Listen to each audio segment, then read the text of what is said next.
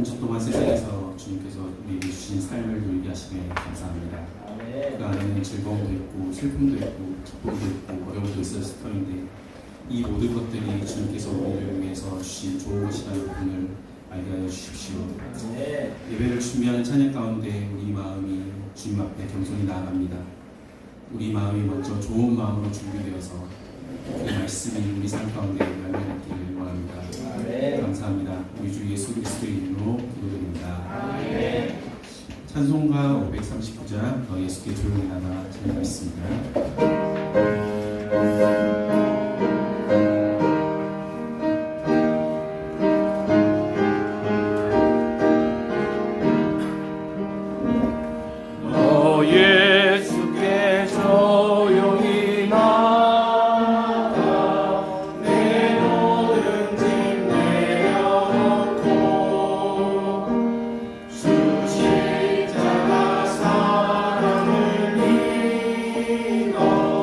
세상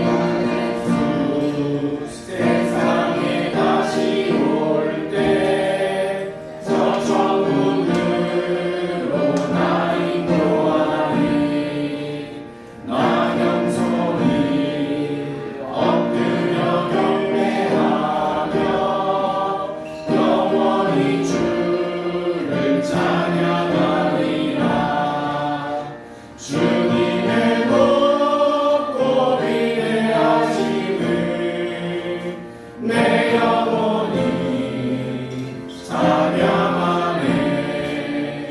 주님의 높고 위대하심을 내 영혼이 찬양하네.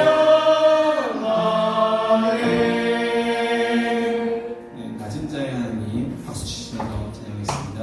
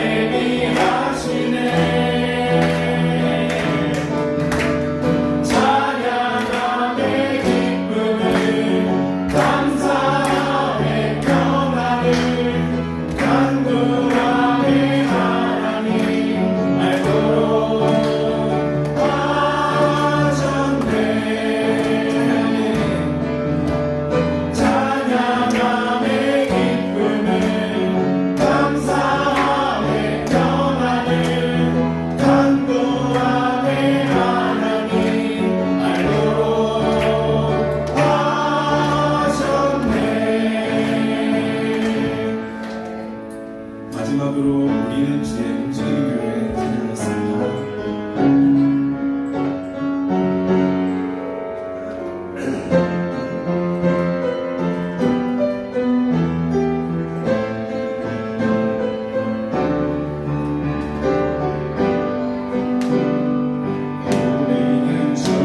움직이는 교회 찬양하겠습니다.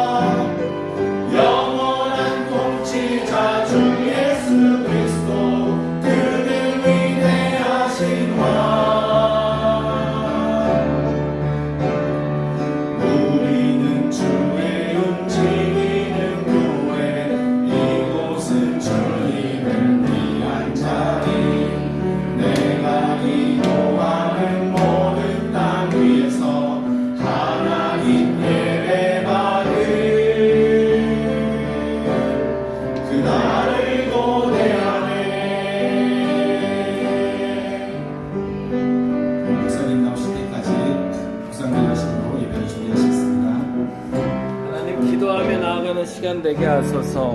하나님이 역사하시는 시간 되게 하여 주시옵소서. 모두 자리에서 일어나 우리 하나님 앞으로 나가도록 하겠습니다.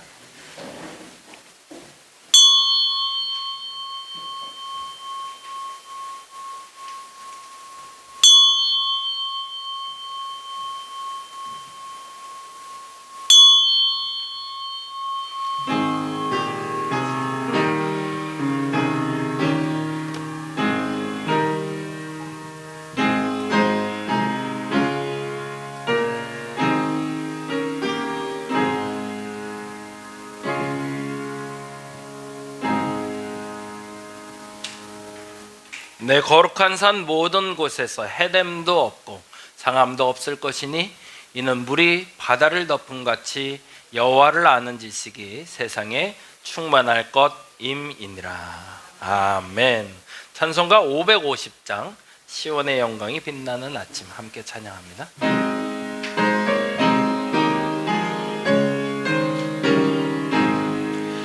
시온의 영광이 빛나는 아침 어둡던 이 땅이 밝아오네.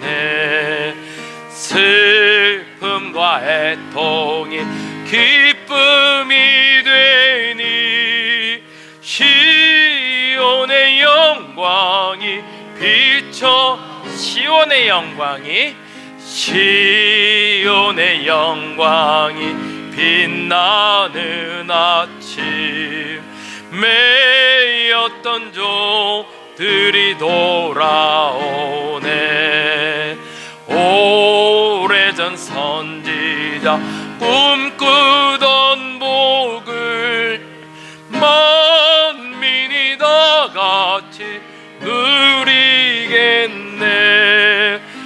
보아라 광야에 화초가 피고 말랐던 시냇물 흘러오네. 이 산과 저 산이 마주쳐 울려 주 예수 은총을 찬송하네. 땅들과 바다야 많은 섬들아 찬양을 주님께 드리어라. 싸움과 죄악이 가득한 땅에 찬송이 하늘에 사무치네. 아멘.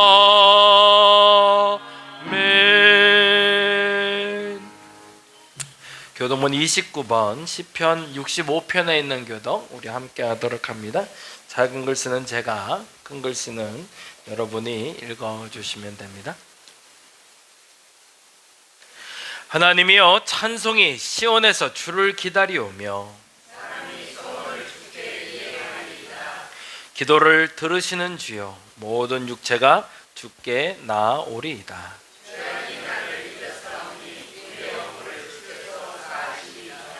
주께서 택하시고 가까이 오게 하사 주의 뜰에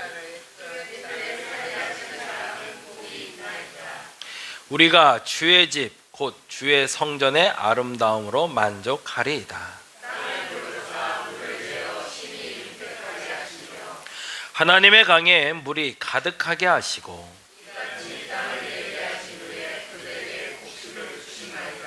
초장은 양떼로 옷 입었고 골짜기는 곡식으로 덮였음에 아멘. 송영합니다.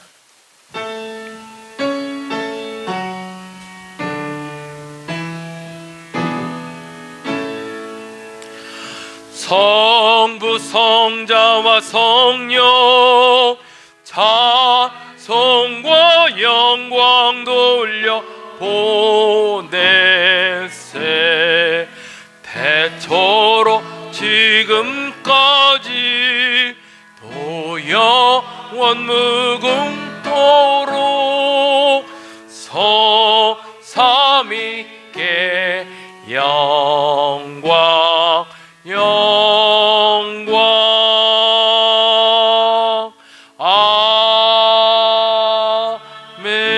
아멘.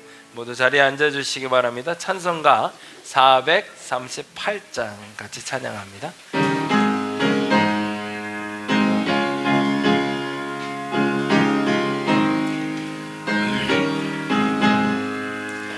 내 영혼이 은총 입어 중환제지 벗고 보니 슬픔 많은 이 세상도 천국으로 화하도다. 할렐루야 찬양하세. 내 모든 죄 사함 받고 주 예수와 동행하니 그 어디나 하늘나라.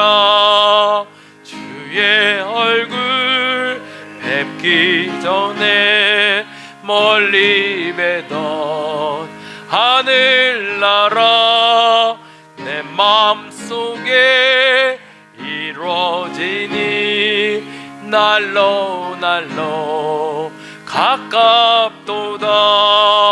할렐루야 찬양하세. 내 모든 죄 사함 받고 주 예수와 동행하니 그 어디나 하늘나라.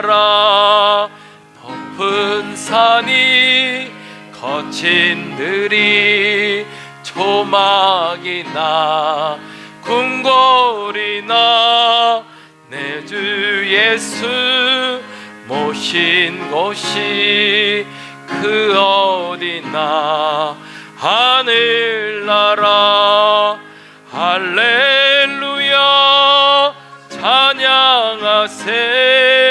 내 모든 죄 사함 받고 주 예수와 동행하니 그 어디나 하늘나라. 아멘. 이 시간 우리를 대표해서 최병정 원사님께서 기도해 주시겠습니다.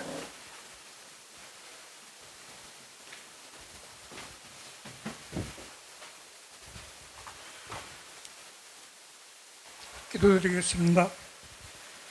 참으로 좋으신 하나님 감사합니다. 오늘은 주의 날 안식일입니다. 이 거룩하게 구별된 날에 성령님의 인도하심으로 저희들을 예배자로 세워주시니 감사합니다. 아멘. 하나님은 영이시니 신령과 진정으로 예배드리게 하시고 저희 가운데 성령으로 임재하셔서 영광받아 주시옵소서. 아멘. 주님의 은혜로 살아간다고 하면서도 저희들이 언악하여서 아직도 처리받지 못한 유전적인 성품과 못난 자아가 주님의 영광을 가리울 때가 너무나 많사오니 저희를 불쌍히 여기시고 긍휼히 여겨 주시옵소서. 아멘. 하나님의 시간으로 살아드리지 못하고 내 뜻대로 살아가는 저희들의 교만과 죄를 회개합니다. 예수 그리스도의 보혈로 우리의 허물과 죄를 깨끗이 씻어주시고 무뎌진 저희의 영혼을 성령으로 다시 새롭게 하여 주시옵소서. 아멘. 다른 목교회를 여기까지 인도하여 주신 에베네셀의 하나님, 저희 교회가 하나님의 나라를 연결하는 다림목이 되게 하시사 아멘. 복음과 구원의 통로가 되게 하시고 하나님 보시기에 기뻐하시는 건강한 영성 공동체로 인도하여 주시옵소서. 아멘. 말씀을 전하시는 목사님께 성령의 충만함을 더하여 주시어 복음의 비밀을 담대히 전하게 하옵시고 목회를 하시는데 피곤치 않도록 건강도 허락하여 주시옵소서. 아멘. 오늘의 말씀은 이사야 11장 1절에서 10절로 베어진 숲에서 피어난 생명의 싹이라는 제목으로 절망의 끝에서도 새롭게 피어나는 작은 새싹처럼 주님의 희망의 깃발 아래 오늘도 희망을 심자는 말씀을 나눕니다. 말씀 가운데 은혜 받게 하시고 아멘. 그 말씀이 우리의 마음과 생각과 행동을 지켜주시고 이끌어가기를 소망합니다. 아멘. 휴가 중이거나 여러 사정으로 인하여 이 자리에 참석하지 못한 저희 지체들을 주님 기억하여 주시고 동일한 은혜를 허락하여 주시옵소서. 아멘. 저희 지체들이 믿음으로 구하고 바라는 기도와 간구의 제목들을 연락하여 주셔서 하나님의 때에 하나님의 방법으로 반드시 응답하여 주시옵소서. 아멘. 예배의 시작과 끝을 주님께 맡깁니다. 모든 영광을 하나님께 올려드리며 우리를 구원하여 주신 우리 주 예수 그리스도의 이름으로 기도드립니다. 아멘. 아멘.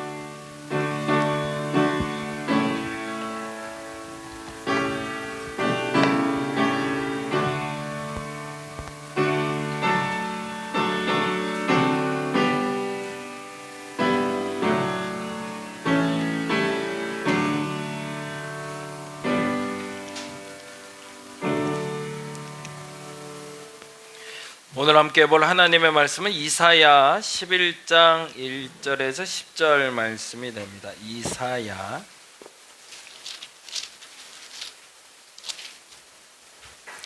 구약성경 979페이지 전후에 있습니다. 이사야 11장 1절에서 10절 천천히 찾으시고요. 다 찾으시네. 우리 일어나서 같이 보겠습니다. 자, 다 같이 자리에서 일어나셔서 우리 같이 한 목소리로 이사야 11장 1절에서 10절 말씀 우리 같이 천천히 읽도록 하겠습니다. 이새의 줄기에서 한 싹이 나며 그 뿌리에서 한 가지가 나서 결실할 것이요 그의 위에 여호와의 영 곧 지혜와 총명의 영이요 모략과 재능의 영이요 지식과 여호와를 경외하는 영이 강림하시리니 그가 여호와를 경외함으로 즐거움을 삼을 것이며 그의 눈에 보이는 대로 심판하지 아니하며 그의 눈에 들리는 대로 판단하지 아니하며 공의로 가난한 자를 심판하며 정직으로 세상의 겸손한 자를 판단할 것이요 그의 입에 막대기로 세상을 치며 그의 입술의 기운으로 악인을 죽일 것이며 공의로 그의 허리띠를 삼으며 성실로 그의 몸에 띠를 삼으리라. 그때에 이리가 어린 양과 함께 살며 표범이 어린 염소와 함께 누우며 송아지와 어린 사자와 살찐 짐승이 함께 있어 어린아이에게 끌리며 암소와 곰이 함께 먹으며 그것들의 새끼가 함께 엎드리며 사자가 소처럼 풀을 먹을 것이며 젖먹인 아이가 독사의 구멍에서 장난하며 젖된 어린아이가 독사의 굴에 손을 넣을 것이라. 내 거룩한 산 모든 곳에서 해됨도 없고 상함도 없을 것이니 이는 물이 바다를 덮음같이 여호와를 아는 지식이 세상에 충만할 것임이라. 그날에 이새의 뿌리에서 한 싹이 나서 만민의 기치로 설 것이요 열방이 그에게로 돌아오리니 그가 거한 곳이 영화로우리라. 아멘. 자리에 앉아주시기 바랍니다. 베어진 숲에서 피어난 생명의 싹이라는 제목으로 오늘 같이 말씀 나누려고 합니다. 우리 오랜만에 최신글 원사님 어머님 오셨는데 우리 박수로 환영하겠습니다. 감사합니다.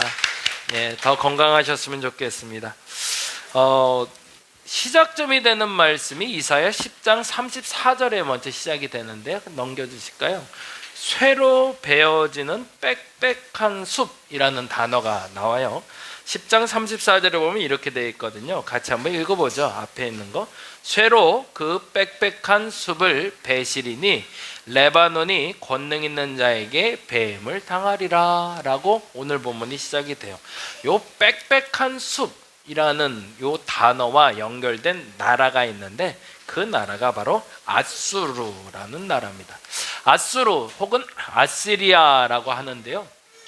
오리엔트, 그러니까 동양에서 그 당시에 그 중동 지역에서 최초로 제국은 100만 이상의 군사를 거느릴 수 있는 나라를 말합니다. 그러니까 어마어마하게 큰 나라가 만들어진 거죠. 그래서 최초로 통일한 고대 제국이 만들어진 게 아수르인데 그 아수르에 대해서 이야기할 때 빽빽한 숲이라는 단어를 표현하며 그 빽빽한 숲인 아수르를 베어버리신다는 표현을 써요. 빽빽한 숲이라는 뜻은 뭘까요? 굉장히 풍성하고 넉넉하고 컸다라는 생각을 갖게 만드는 거죠. 위치는 어디쯤이었냐면 다음 장이요. 티그리스강 상류 지역 수도 니느웨는 많이 들어오셨죠. 요나 때문에 많이 들어왔던 이 니느웨가 수도인 나라가 바로 아수르라는 나라입니다. 이라크 북부, 시리아, 터키 쪽을 포함한 곳이었고요. 지도로 보면 이렇게 생겼는데 초기에는 요만한 땅이었는데 나중에 후대에는 이만한 땅으로 커진 나름대로 제국이 된 나라가 바로 아시리아 아수르라는 제국이었습니다. 독특한 두 가지의 통치 방법이 있었는데 그래서 이들을 기억하는 사람들이 이 기록물을 보고 얼마나 무서운 민족인지를 알게 돼요. 첫 번째는 아수르의 공포 통치인데요. 심리적 압박 한번 읽어볼까요? 극심한 공포로 싸움 없이 항복하게 하기 위해 의도적으로 잔혹한 형벌을 기록하고 전시한대. 이게 되게 독특한 방법을 쓴 거예요. 전쟁하지 않고 이기는 방법을 쓴 건데 예를 들면 이런 건데요. 형벌을 가하는데 형벌이 굉장히 잔인했대요. 포로를 잡으면 가죽을 다 벗기고 손과 발 그리고 눈 자르고 아예 산채로 묻어버리거나 뾰족한 말뚝에 깨어 그냥 십자가형 비슷한 거죠. 그래서 거기에 사람을 꿰서 죽이는 처형 방식을 했대요. 얼마나 잔인한 민족인지가 보이죠. 근데 문제는 그냥 이렇게 포로를 잡아 죽이는 게 중요한 것도 있었지만 그리고 전시를 해놨다는 거죠. 왜 그랬을까요? 찾아오는 사람마다 섬찟함을 주는 나한테 대들면 이렇게 돼를 보여주고 싶은 거죠.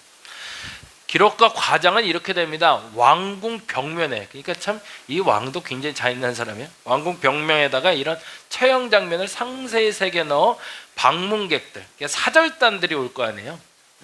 이웃 각국에서 이제 사절단들이 왔을 때 딱 보고 그 장면을 보고서 그냥 지나칠 수가 없는 거죠.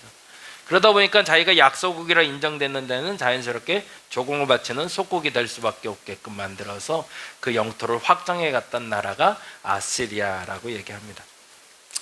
둘째로 또 잔인한 게 이 방법인데 강제 이주 정책.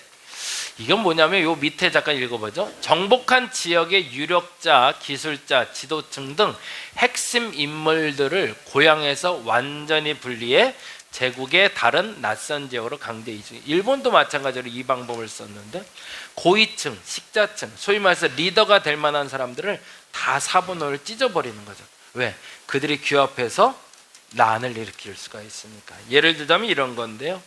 민족을 말살시키기 위해서 고향을 잃은 백성들은 민족적 연대감과 저항 의지를 상실하고 아수르 체제에 순응하게 된 거예요. 힘이 없다 보니.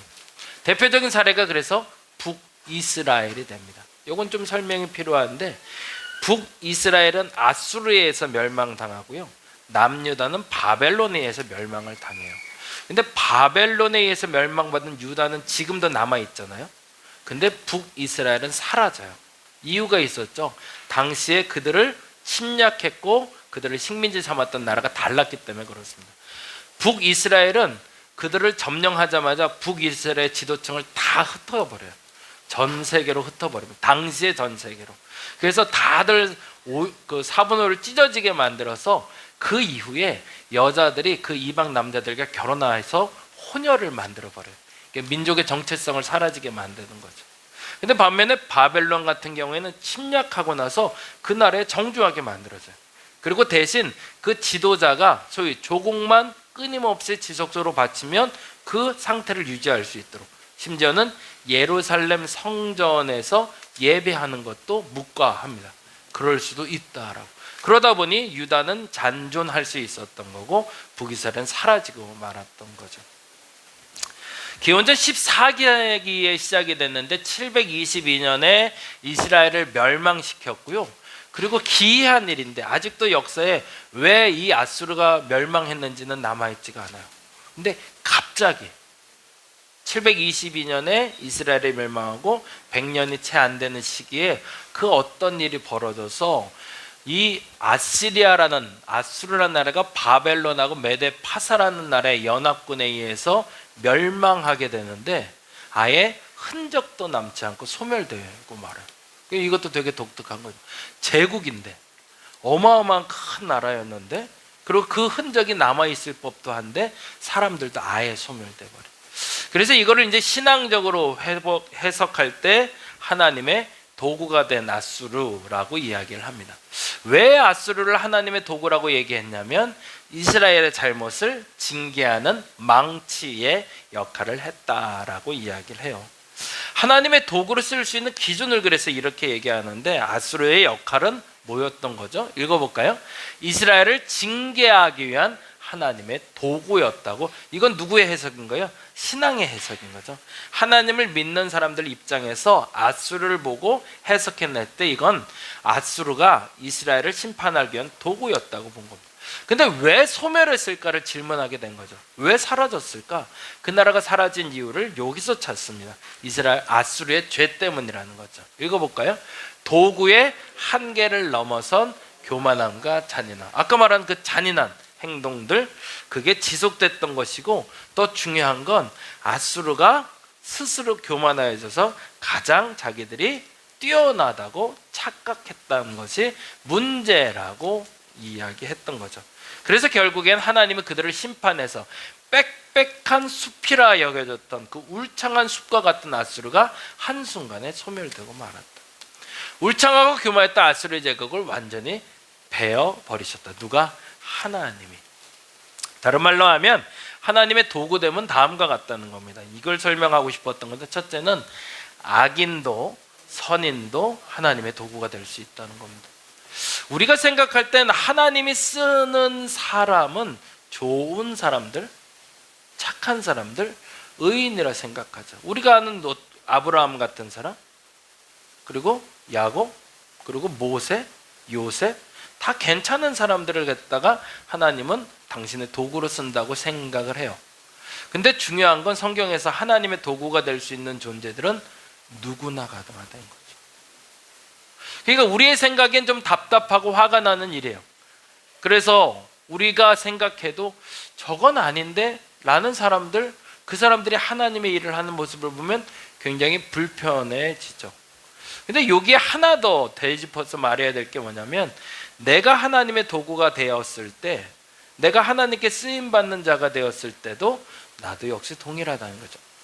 내가 뛰어나고 내가 잘나고 내가 무엇인가를 잘하는 게 하나님 앞에 이쁨 받을 만한 것이 있어서 쓰임받는 것이 아니라 그것은 온전히 하나님의 선택이라는 겁니다.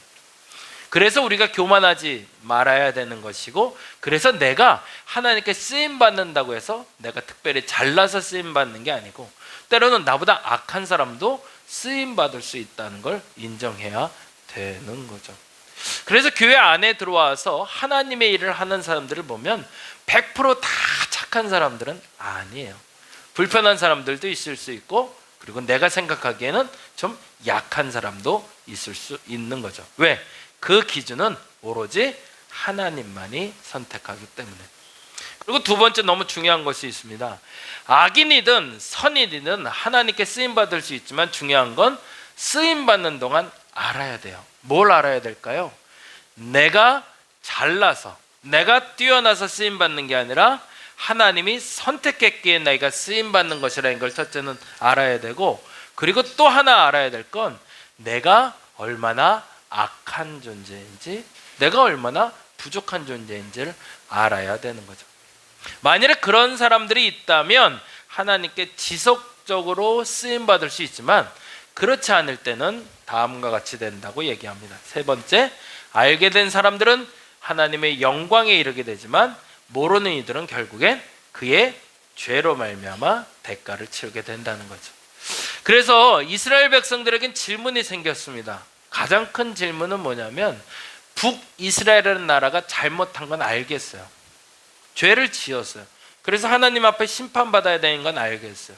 그런데 답답하고 화가 나는 일은 왜 이스라엘을 처단하고 도구로 사용되는 게 그들보다 더 악한 사람들이어야 되냐는 거죠. 그래서 하박국 선지자는 그것 때문에 하나님께 탄원을 합니다.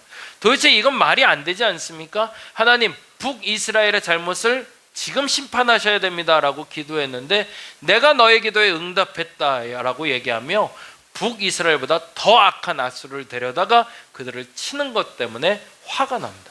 근데 그것이 마땅하다는 거죠.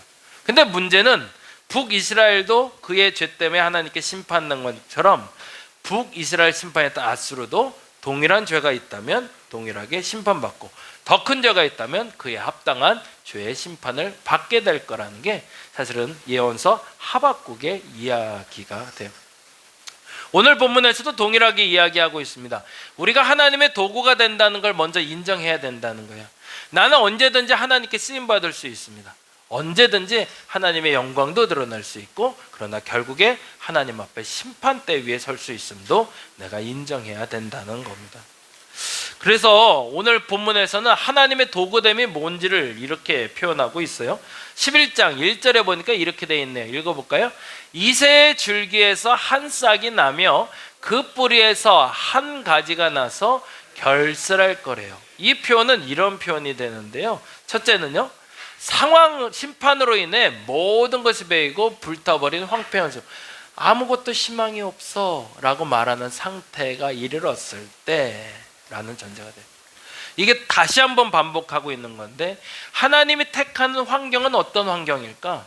뭔가 좀 넉넉하고 준비가 된 것 같고, 그리고 뭔가 채워져 있고. 그래서 우리가 보통 기도응답 받을 때도 그렇잖아요. 내가 뭔가 기도가 많이 쌓여서 기도응답 받는 것 같고, 내가 좀 눈물을 많이 흘렸기 때문에 회개한 것 같고, 근데 그게 아니더라는 거죠. 그래서 어떤 신학자가 그런 표현을 썼는데, 내가 하나님 앞에 구원받았다는 걸 알기 위해서 그토록 많이 기도했는데 그 물음에 대답을 받지 못하다가 어느 날, 영국 사람인데요, 기차에 올라탔는데 기차에 올라탔다가 내리는 그 과정 속에서 나는 하나님 앞에 구원받았음을 확신받았다라는 표현을 써요. 무슨 일이 일어날까요? 아무도 몰라요. 단지 하나님이 그가 기차가 타는 동안 함께 하셨고, 그리고 그가 내리는 동안 그의 믿음에 확신을 주셨던 거죠. 어떤 사람에게 어떻게 역사하실지는 아무도 모릅니다. 근데 중요한 건 나의 노력과 나의 의도와 그리고 나의 생각 때문에 하나님이 나를 선하게 이용하시고 나를 쓰는 것이 아니라 나와 별개로 하나님의 선택에 따라서 결정이 된다는 거죠. 이 상황에서도 아무것도 할 수 없는 상황처럼 여겨지는 상황이었는데 희망이 찾아왔대요. 읽어볼까요? 다 죽은 줄 알았던 이새의 줄기에서 이끄심에 따라 한 싹이 나온대. 이것도 참 재밌죠. 거대하게 무엇인가를 준비한 것이 아니라 아주 작은 싹, 그 싹 하나로 내가 다시 시작하리라 라고 이야기하셨다는 거죠. 저와 여러분에게 그 믿음이 있기를 간절히 바랍니다. 하나님이 나를 사용하실 때 앞서 말한 대로 내가 악해도 사용하실 겁니다. 내가 좀 부족해도 약해도 사용하실 겁니다. 중요한 건 내가 하나님의 선택을 받은 존재라는 걸 알아가는 거죠. 그래서 만들어지는 세상은 어떤 세상일까? 이렇게 돼 있네. 읽어볼까요? 하나님의 도구됨으로 인해 얻어지는 세상이 무엇인지를 그래서 오늘 11장에 이렇게 설명해 주고 있습니다. 한번 보죠. 도구된 자의 마음 자세가 이래야 된대요. 아수르는 멸망할 수밖에 없었을 때 이 마음이 없었기 때문이지만, 예수 그리스도가 하나님의 도구가 돼서 이 땅에서 인간으로 오셔서 그 뜻을 이루셨을 때 이 마음이 있기 때문에 하나님께 온전하게. 근데 여기서 잘 기억하셔야 됩니다. 이 마음이 있는 사람을 하나님이 쓰신다는 게 아니에요. 하나님이 쓰기로 결정한 후에 본인이 그 사역을 감당하면서 이 마음을 만들어가고 지속한 사람들이 하나님께 쓰임받는 사람이라는 거죠. 여기서 절대 오해가 없으셔야 돼요. 그러니까 내가 먼저 그 마음을 가졌기 때문에 하나님이 쓴 게 아니라 하나님이 나를 선택하셨기 때문에 내가 그 마음을 알게 됐고 그 마음대로 살게 되었다가 중요하다는 거죠. 이 말만 이해만 하셔도 내가 지금 무엇을 해야 될지가 분명해집니다. 여러분이 지금 이 자리에 있다는 것만으로도 하나님이 여러분을 선택하셨다는 거거든요. 그러면 지금부터 내가 해야 될 일이 이 세 가지라는 거예요. 근데 만약에 지금 이곳에 있지 아니한 사람들, 뭐 딴 데 놀러 가서 휴가 가서가 아니라 하나님을 알지 못하는 사람들은 아직은 선택받지 못한 사람들. 근데 하나님의 선택한 사람들은 이런 사람들이 아니라 선택받은 사람들이 이렇게 살아야 된다는 거죠. 첫 번째, 이런 마음이 있어야 되는데 3절 먼저 같이 한번 읽어보죠. 3절, 4절, 5절까지인데 읽어보겠습니다. 그가 여호와를 경외함으로 즐거움을 삼을 것이며 그의 눈에 보이는 대로 심판하지 아니하며 그의 귀에 들리는 대로 판단하지 아니하며 공의로 가난한 자를 심판하며 정직으로 세상의 겸손한 자를 판단할 것이며 그의 입에 막대기로 세상을 치며 그의 입술의 기운으로 악인을 죽일 것이며 공의로 그의 허리띠를 삼으며 성실로 그의 몸의 띠를 삼으리라. 아멘. 첫째는 가장 큰 즐거움은 무엇인가? 라고 질문할 때 내가 이렇게 고백해야 된다는 거예요. 뭐죠? 오직 야훼, 여호와를 경외하고 그 중심으로 하나님을 사랑합니다 라는 고백을 할 수 있어야 되는 겁니다. 예수님이 태어나자마자 하나님께 선택돼서 이 땅에 오신 인간의 모습은 맞아요. 근데 예수님이 활동하신 때는 언제죠? 30세 전후라고 얘기해요. 그 전까지는 그가 물론 고백은 하셨지만 끊임없이 30부터 33세까지 살아가면서 우리에게 이 마음을 보여주십니다. 그 우선순위가 하나님께 있다라고 얘기하는 거죠. 여러분이 그러하기를 간절히 바랍니다. 하나님을 경외하고 하나님을 사랑하는 게 내 삶의 중심이 되시길 바랍니다. 성경은 그렇게 얘기하고 싶었던 거예요. 만일에 앗수르가 이스라엘을 심판하고 그들의 마음에도 여호와를 사모하는 마음이 있고 하나님을 중심으로 삼고자 하는 마음이 있었다면 반드시 앗수르는 더 부강한 나라가 됐을 거라는 거죠. 그러면 우리에게 기회가 더 많은 걸까요? 기회가 적은 걸까요? 기회가 더 많은 거죠. 왜? 내가 부족해도 하나님은 사용하실 거고, 내가 약해도 사용하실 거고, 내가 강해도 사용하실 거고, 내가 어떤 사람이라 사용하는 것이 아니라 나를 선택한 그 순간부터 내게는 수많은 기회가 주어지는데 그때 단지 나는 이 마음만 품으면 된다는 거죠. 하나님을 중심으로, 하나님을 사랑하는 마음으로. 그리고 두 번째, 분별의 기준을 가져야 된다는 겁니다. 이때부터 우리가 이렇게 살아야 된다. 그리스도인이 되면, 그리스도인이 되기 전에 이렇게 살았던 사람들을 하나님이 택하는 게 아니라 그리스도인이 되기 전에 이렇게 살지 않았더라도 내가 그리스도인이라, 내가 하나님이 선택했다라고 여겨지는 순간부터 이렇게 사는 사람들은 심판에 이르지 아니하고 하나님의 영광에 이른다는 거죠. 어떤 표현이죠? 읽어볼까요? 눈에 보이는 대로, 귀에 들리는 대로 재판하지 않는 사람들. 사람을 판단할 때 선입관을 가지고 그 사람의 외모, 그 사람의 가진 것, 그 사람이 내게 도움이 되는가 되지 않는가의 기준을 가지고 사람을 판단하고 상황을 판단하는 것이 아니라 내 눈에 보이고 귀에 들리는 대로가 아니라 내가 그의 중심을 보고 판단할 수 있는 사람이 되는 것, 그때부터 그 사람이 바른 판단력을 가진 사람이고 그리스도인이라 말하게 된다는 거죠. 근데 만일에 그렇게 판단하지 못하는 사람들은 결국에 어떻게 된다? 버림받게 된다는 거죠. 사람을 볼 때 가장 먼저 보는 부위가 어디를 보세요? 눈을 보시나요? 옷을 보시나요? 보통 눈을 보는 사람들은 그래도 그 사람에 대해서 바르게 판단할 수 있어요. 근데 대부분 뭘 볼까요? 사람이 어떤 옷을 입고 있느냐를 많이 보거든요. 그리고 그 옷 때문에 그 사람을 판단하는 기준이 되기도 합니다. 양평에 저희 아버지가 지금 이사 가서 사시는데 거기에 할머니 한 분이 계세요. 우리 권사님 나이 또래 되시는데 옛날에 군부대에서 일하셨대요. 근데 그분이 옷을 참 시원시원하게 입으세요. 다른 표현을 하면 좀 남성적이세요. 그러니까 이제 곱게 입으려고 애쓰기보다 좀 이렇게 뭐라 그럴까요? 편하고 일하기 쉬운 복장. 아마도 그게 그 과거에 자기가 군부대에서 일하면서 잃었던 습관인 것 같아요. 무시당하지 않기 위해서, 때로는 자기가 갑자기 무슨 일을 당해도 편하게 일하기 위해서 입는 복장인 거죠. 이게 소위 이제 할머님들이 입는 그런 옷이 아니라 바지 중심으로 많이 입으시고 활동하기 편한 옷으로 입으시더라고요. 그래서 그 사람이 어떤 옷을 입고 있느냐를 봐도 이 사람이 어떤 마음가짐으로 지금 여기 앉아 있는지 어떤 일을 하는 사람인지도 알 수 있어요. 근데 정말 사람을 보는 가치는 그 옷에 있는 것이 아니라 그 눈을 바라보며 그 중심을 바라볼 수 있을 때 바른 것이겠죠. 저희 교회에서는 판단의 기준이 그랬으면 좋겠습니다.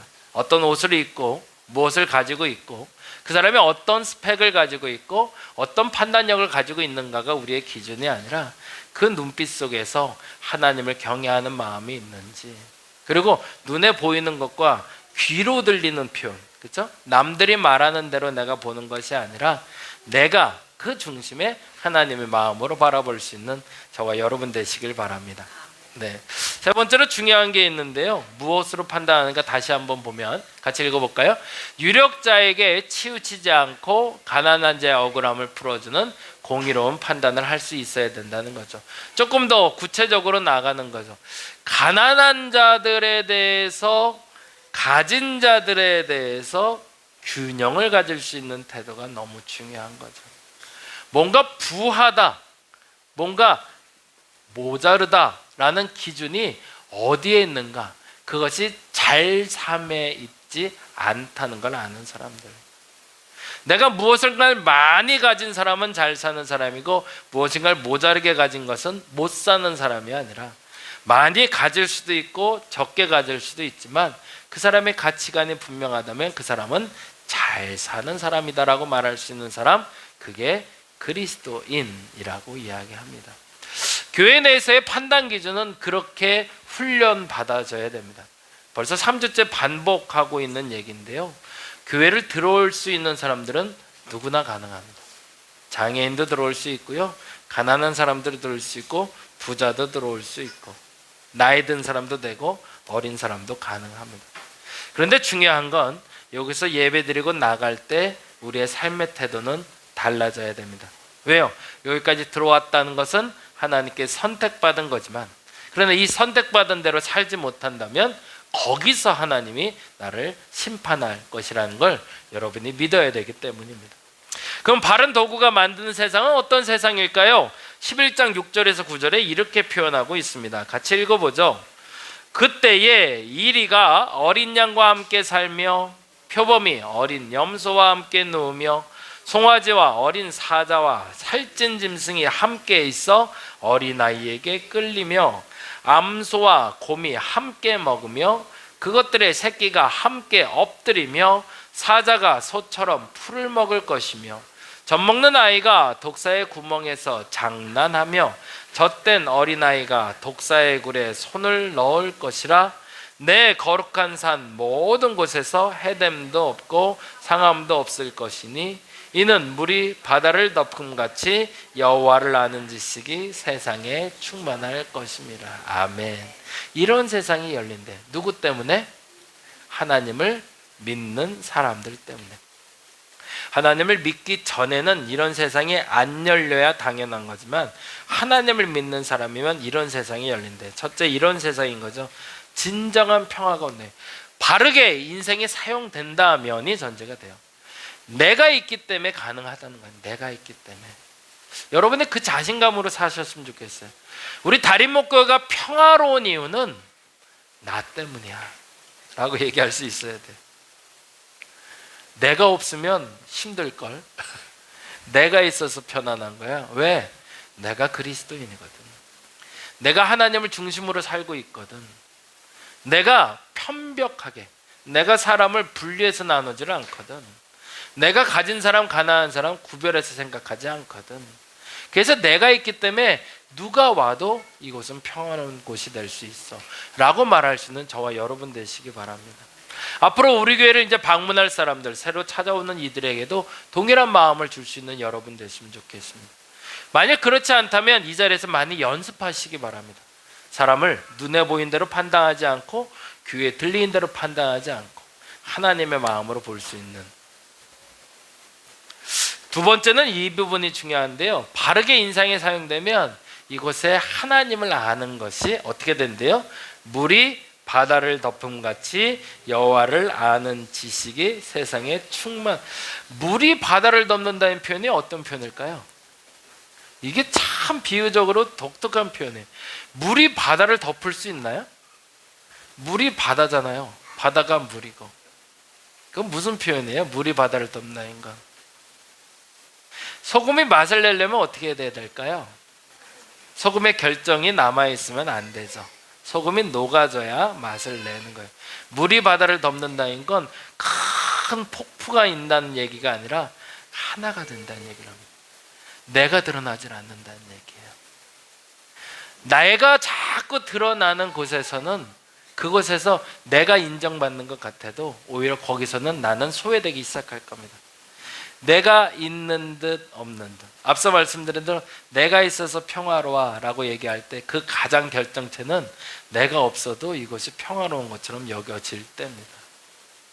제가 개척하고 나서 어느 선배한테 얘기 들은 게 하나 있어요. 우리 교회가 자립교회, 소위 이제 개척교회가 아니고 이제 조금 이제 교회다운 교회가 됐다라는 기준이 되는 게 있대요. 그 기준이 뭐냐면 담임 목사가 없어도 돌아가게 됐을 때. 더 정확히 하면 밥 먹을 때, 과거에는 저희 교회가 이제 조금 이제 아기자기하게 모일 땐 그랬어요. 여기서 제가 밥 먹다가 졸로 가면 여기가 조용해져요. 근데 여기 가면 이쪽이 또 조용해져요. 그러다가 여기 조금 머물다 보면 여기는 이제 가고 없고요. 이렇게 돼요. 그러니까 누구든지 계속 담임 목사가 만나야 되는 거예요. 근데 어느 순간에 내가 없어도 알아서 밥 먹고 예배 드리고 같이 설거지하고 정리하고 갈 수 있는 모임. 아버지가 있는 듯 없는 듯 우리 가정에 필요한 존재가 됐을 때 그 가정이 건강한 겁니다. 아버지가 없으면 불안해. 우리 아이가 안 보이니까 불안한 이유는 뭐죠? 그 아이가 아직 완전체가 아니기 때문이죠. 애가 밤에 하룻밤을 자고 들어왔어요. 그래도 걱정 안 될 나이는 언제일까요? 우리 유한이가 오늘 집을 나갔어요. 근데 하루 동안 안 들어와요. 그러면 어떻게 될까요? 난리가 날 거예요. 왜요? 아직은 믿을 수가 없거든요. 그런데 나이가 든 제가 하루를 나갔다 와도 별로 걱정이 잘 안 돼요. 왜 그럴까요? 제 건설은 제가 할 수 있거든요. 있으나 없으나 필요 있거나 없는 존재가 된다는 것이 아니라 있어도 없어도 그 상태가 유지되는 상태가 되는 것. 그게 물이 바다를 덮은 상태예요. 물인지 바다인지 소금물인지 민물인지, 그런데 그것이 하나로 섞인 상태, 가장 아름다운 상태가 된다는 거죠. 또 하나 저희 선배님한테 배운 마지막 교회의 모습이 있었어요. 그게 뭐냐면 교회가 소금처럼 지역에 스며드는 상태라고 얘기하더라고요. 제가 계속 꿈꾸는 교회 공동체가 도시형성 공동체라는 단어를 써요. 이 단어에 대해서 여러분이 한번 고민 한번 해봤으면 좋겠는데요. 제가 지금 계속 하고 있는 작업이기도 하고 여러분께 요청드리는 작업인데, 이 공간이 교회인지 아닌지 모르게 만드는 게 제가 지금 실험하고 있는 작업이에요. 예전에 저희가 이제 마북동 저 신창아파트 상가에서 개척했을 땐 진짜 교회였어요. 들어오면 딱 교회예요. 정면에 십자가 큰 거 하나 있고요. 그리고 강대상이 있고요. 그리고 의자들이 있고요. 거기 딱 들어오면 거긴 예배당이에요. 예배당 그 이상 이하의 경험이 안 돼요. 근데 여길 들어왔을 때 여기가 사람들이 교회인지 뭐 하는 곳인지 잘 모르겠어요. 근데 중요한 건 교회로도 잘 사용되고 사람들의 모임 장소로도 잘 사용되고, 뭐가 된 거죠? 소금이 맛을 내기 시작하는 거죠. 그리스도인이 된다는 건 뭘까요? 어디 가서 사람들한테 대놓고 식사 시간마다 두 손 모으고 기도하면서 티나라는 얘기가 아닙니다. 뭐 하라는 거죠? 이 사람이 있으므로 뭐가 시작되는 거예요? 평화가 시작되는 거예요. 내가 그곳에 가는 사람마다 그곳에 그리스도인이 가면 그곳이 평화로워지고 안정을 찾기 시작해요. 그게 바로 그리스도인이 되는 거죠. 나 예수 믿네 라고 제가 개인적으로 제일 싫어하는 게, 이번 휴가 때는 다행히 그런 분들 많이 안 만났는데, 지하철을 타거나 카페에 가면 들려오는 소리가 있어요. 권사님 여기, 목사님 여기 자리 있어요, 일로 와요, 빨리 막 이런. 아우 되게 듣기 싫어요. 그러면서 그 나이 드신 권사님 하나가 큰 자리를 하나 딱 맡아놔요. 그래서 막 불러요. 뭐 김권사님 일로 와. 강권사님 일로 와. 막 여기 자리 맡아놨어 내가. 그리고 또 어디 가면 그렇게 또 대놓고 대표 기도들을 또 해요. 그리고 아주 거기서 욕이란 욕은 혼자 다 먹고 나오는 식당에서 카페에서 하시는 교회 모임들을 좀 봐요. 참 불편한 거죠. 그거는 소금이 결정체 그대로 남아있는 상태인 거죠. 저 사람이 그리스도인인지 아닌지는 잘 모르겠어요. 근데 그 장소에 있을 때 그 사람 때문에 마음이 편안해져요. 그 장소가 행복해져요. 그게 그리스도인이 돼가는 과정이라는 겁니다. 여러분이 같이 실험해 봤으면 좋겠어요. 제가 목회를 마무리하기 전까지 제가 하고 싶은 게 그 작업이에요. 내가 있으나 없으나 사람들이 잘 티는 안 나요. 근데 내가 있으면 편안해져요.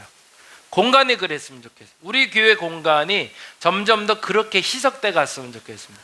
그래서 나의 정체성이 사라지는 것이 아니라 예배는 예배대로 정말로 은혜롭게 들을 수 있는 공간이 되고, 그리고 모임 장소로도 되고, 그 시간도 그러하고 그 사람도 그렇게 됐을 때 그게 오히려 완전한 그리스도인의 모습이라는 거죠. 그래서 그 목사님, 저에게 이제 마지막으로 그 가르침을 줬던 목사님이 그렇게 되더라고요. 마지막 교회 모습은 그 교회 모습이 소멸된 것처럼 보일 때, 그 지역에 스며들기 시작할 때 진짜 교회가 된다라는 표현을 쓰셨어요. 어떻게 만들어질지 모르겠습니다. 한번 만들어 갔으면 좋겠습니다. 그래서 바른 도구가 된다는 걸 이사야서 11장 10절은 이렇게 표현합니다. 참 재미난 표현인데 같이 읽어보죠. 10절 읽어볼까요? 그날에 이새의 뿌리에서 한 싹이 나서 만민의 기치로 선다는 게 뭘까요? 깃발을 꽂는다는 표현이에요. 어디든 가서 한 싹으로, 비록 약한 시작으로 했지만 어디든 너의 깃발을 꽂으라는 거예요. 당당하게. 그리고 그 깃발을 꽂는 순간 열방이 그에게로 돌아올 거래요. 그래서 그 사람이 모인 곳에 사람이 모이게 될 거고, 그 사람이 모인 곳에 회복이 나타나게 되는 것, 그것이 참 도구로 사는 것, 그리스도인으로 사는 방법. 그래서 그 모습을 누가 본으로 보이셨다는 거예요? 예수 그리스도께서 인간의 모습으로 오셔서 우리에게 그 본을 보셨다는 겁니다. 그래서 오늘은 이렇게 기도했으면 좋겠습니다. 같이 읽어볼까요? 하나님의 바른 도구됨을 통해 세상의 깃발이 되어 세상을 이롭게 하는 이가 되게 하소서. 단체 여행 가면 앞에 깃발 들고 가는 분들 있잖아요. 노란색, 빨간색 딱 들고 이쪽으로 따라오세요. 말하지 않아도 하나요? 뭐요? 그 깃발만 봐도 우리 팀 저기 있다는 거. 그리스도인이 된다는 건 그 깃발이 되는 겁니다. 그 깃발로 살아가는 저와 여러분 되시기를 간절히 바랍니다. 기도하겠습니다. 하나님의 바른 도구됨을 통해 세상의 깃발이 되어 세상을 이롭게 하는 이가 되게 하여 주시옵소서. 그렇게 살아보게 하시고 그렇게 살게 하시고, 그래서 진짜 그리스도인이다 고백되는 우리가 되게 하여 주시옵소서. 감사합니다. 고마우신 예수님 이름으로 기도드립니다. 다 같이 사도신경으로 신앙 고백 드립니다. 전능하사 천지를 만드신 하나님 아버지를 내가 믿사오며 그 외아들 우리 주 예수 그리스도를 믿사오니 이는 성령으로 잉태하사 동정녀 마리아에게 나시고 고난을 받으사 십자가에 못 박혀 죽으시고 장사한 지 사흘 만에 죽은 자 가운데서 다시 살아나시며 하늘에 오르사 전능하신 하나님 우편에 앉아 계시다가 저희로서 산자와 죽은 자를 심판하러 오시리라.